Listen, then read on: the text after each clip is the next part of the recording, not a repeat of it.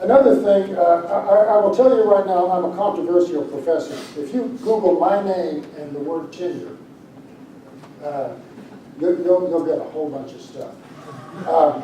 How many of you have had a bad professor in your experience in school where you said, my gosh, why do they keep them employed?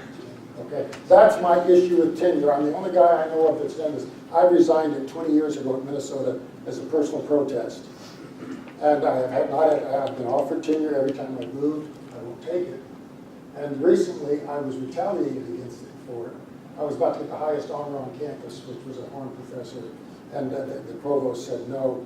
He didn't, my opinions on tenure. And see, the funny thing is, you know what tenure is supposed to protect? You even know? Political speech.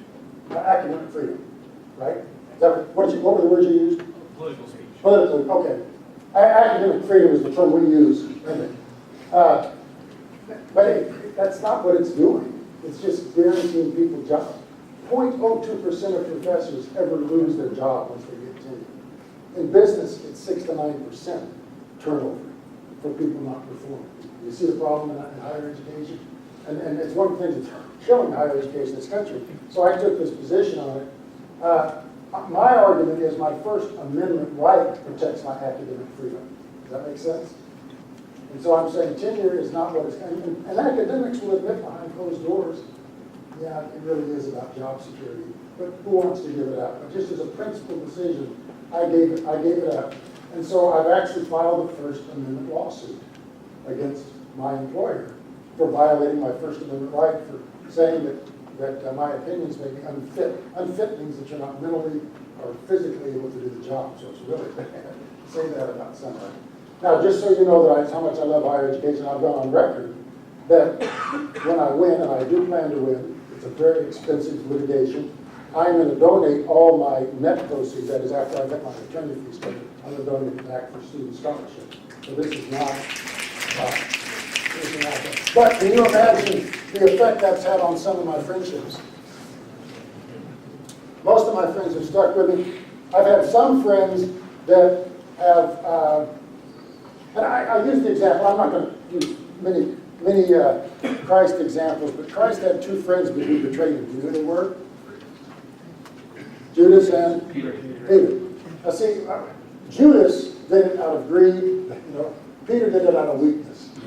So I've got some friends that are trying to protect themselves, and I call them Peter friends. And Peter redeemed himself, right? Judas did. But so what I'm saying is that I've got some friends that have disappointed me because they don't want to be affiliated with my point of view.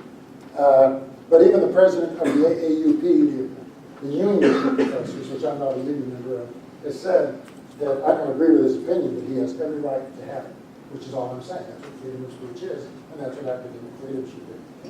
Okay, enough of that. Humility and honesty. Humility is a solid foundation of all the virtues. Honesty is the first chapter in the book of wisdom. I'm going to again tell you a time that a friend of mine, didn't you hate to get in fights? You know that bullies are insecure people, correct? Right. And so, I got picked on in school, and I got in fights and stuff like that. But I had a friend who was an incredible athlete. And he could always avoid a fight. And the way he would do it is if someone started to pick a fight with him, he would say, no way do I want to get in a fight with you. Look at the guns on you. I'm going to incur some serious damage if we get in a fight. Some way we can work this out. And he can avoid fights just by using that, by being impressed with them. It was just a brilliant little technique that he worked out. Now, I'll tell you one where I wasn't humble. I remember having my rock band. We actually cut a record. I remember I was better at the business side of it. What I did was I sold the record we played places, and I'd say, we have a record coming out if you'd like to buy a copy. And back then records cost $1. And so we collected all the money, then we used that money to go to the studio. That's how we made the record. And then we were able to distribute the records. But, we were getting on the radio, and we were starting to play at colleges and get these big bookings. But we had agreed to play someplace for free prior to some of this starting to happen. And so, I remember it was on a Sunday afternoon, so we went there and we were saying, wish we hadn't committed to this. Sorry we did this, let's go get it done. And so we showed up with the attitude of people that thought they were too good to be playing for free. Get the picture? Have you ever heard a song by the Beatles called Give Me Money? That's What I Want. Ever heard that song? Okay, you can Google it. But no, that's the neat thing. That's why we need to change education, because life is an open book exam. Do you realize that? You don't need the professor like you used to. You can find anything you want. So anyway, we got up and we played money. We were standing on our amplifiers and, give us money, that's what we want. And, just being real jerks. And after that, our bookings started dropping and we couldn't figure out what was happening. And finally, a friend who cared about us was honest enough to tell us, you guys really screwed up your reputation at that benefit you played for because you showed a lot of bad attitude. Right? And so then we had to set out, we had been humiliated, right? And then we had to become very humble in order to restore our reputation. But someone was honest enough with us to tell us what we had done wrong. Now, sometimes in life, things will happen that will require us to be humble. Would you like to know a technique that I think is the most brilliant I've ever seen? Yes. You probably haven't ever heard of Harry Reasoner. But Harry Reasoner was one of the biggest... Pardon? He's a Theta Chi. Is that right? Yeah. That's right. I remember that now. He's a Theta Chi. You know who he is. Okay. Harry Reasoner was going to be given an honorary degree. He went to the University of Minnesota. Did you know that? Never graduated, journalism major, but didn't graduate. And so, because of his success, they wanted to give an honorary degree. And the faculty, in all their brilliant wisdom, killed it, saying, sends the wrong message if you don't graduate. Doesn't matter if you're one of the most successful journalists in the world, you didn't get your degree. Right? And so, they didn't give it to him. And so, someone asked him in an interview, they said, Mr. Reasoner, how do you feel about the University of Minnesota saying that they were going to give you an honorary degree and then deciding not to? Are you ready for this? This is really brilliant. He goes, I was just honored that you even considered it. Isn't that class? Humility will win so much more for you than bragging. Okay.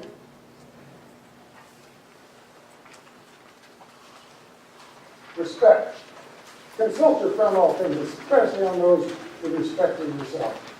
His counsel may be useful in your own self-love might impair your judgment. I'm going to actually tell you a fun story with John.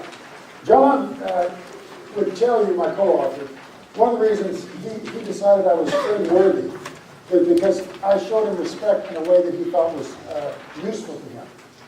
I called at the church one time, and I attended the church when he was pastor, and our secretary answered the phone. I said, can I speak to John Goddard? And the secretary said, sure, I'll put you through. And she put me through to another secretary. And so she said, John Goddard's office. And I was expecting, I almost started talking to John. It wasn't John, and so I said, John Goddard. And so I told John, I said, John, there's something that's happening that I think is interesting. And the second one, I don't know what a secret handshake says, a bump okay? Yeah. So I said, John, when people call your office, you project yourself as being a very open, accessible guy. But when someone gets two secretaries in a row, it kind of looks like they're playing the CEO game, all that. And of course, he had no idea that was happening. But most people, he said, he said, it's been that way. I checked, he said, that's been going on for years, but nobody would say anything to him, right? But a way of respecting someone is letting them know something that they should probably know that no one else is willing to tell them. You follow that? Now, I've been through a divorce just like you've been through a divorce, and it's one of the worst things to go through. And John knew both me and my ex-wife, and he showed us respect by saying, look, both of you are my friends. He said, I will not be a mediator between you, but I'm going to be friends with both of you. I'm going to be transparent with both of you. And he managed to be friends with both of us. I would say half of my friends were lost on both sides because they would take sides. They would say, and you've probably seen couples breaking up at college. They start taking sides and doing that. And I guarantee you, you'll never know everything going on inside a marriage. And so from the outside, you can think you know what the problem is, but you won't. so he showed respect to both of us, and he was able to maintain friendship with both of us.